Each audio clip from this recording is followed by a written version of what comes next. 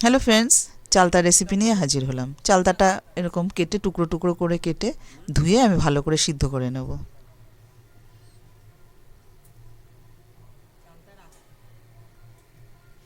সিদ্ধ করা হয়ে গেছে, একটু থেতো করেও নেব চালতার টুকরোগুলো। তারপরে একটা ভাজা মশলা রেডি করে নেব, যেটা শুকনো লঙ্কা, ধনে, জিরে, মৌরি সব একসঙ্গে গুঁড়ো করে নেব, ওটা ভেজে। তারপরে কড়াইয়ে সামান্য সর্ষের তেল দিয়ে একটা শুকনো লঙ্কা, একটু পাঁচফোড়ন দিয়ে এবার সিদ্ধ করে রাখা চালতাগুলোও দিয়ে একটু নাড়াচাড়া দিয়ে নিয়ে আমি পরিমাণ মতো চিনি দিয়ে দেবো। চিনি দিয়ে তারপরে সামান্য একটু জল দিয়ে এবার আমি চিনির রসের সঙ্গে চালতাগুলো ভালো করে কষিয়ে নেব। হয়ে গেছে আমার রান্না। আর তারপরে আমি উপর দিয়ে ছড়িয়ে দেবো বিট লবণ আর ভেজে রাখা মশলার গুঁড়োটা। একদম রেডি হয়ে গেছে চালতার আচার বা চাটনি। এইভাবে করলে কিন্তু দারুণ লাগে। এতক্ষণ সঙ্গে থাকার জন্য অনেক ধন্যবাদ।